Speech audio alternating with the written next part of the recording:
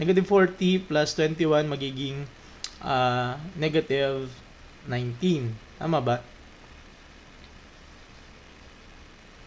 Wacom nga ma'am.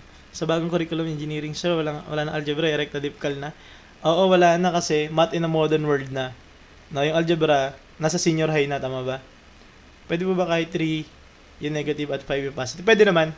Ma'am, mas okay tayo para diretso. Ako, recta 3 agad.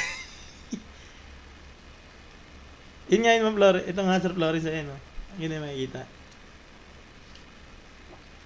So, divide natin both sides by negative 16. Magiging y equals 19 over 16. Okay? And then, wala sagot. So, 19, yan. Pwede natin i-substitute sa mga equation natin. Kung titingnan natin dito, ay mas mababa na lang. So, 5x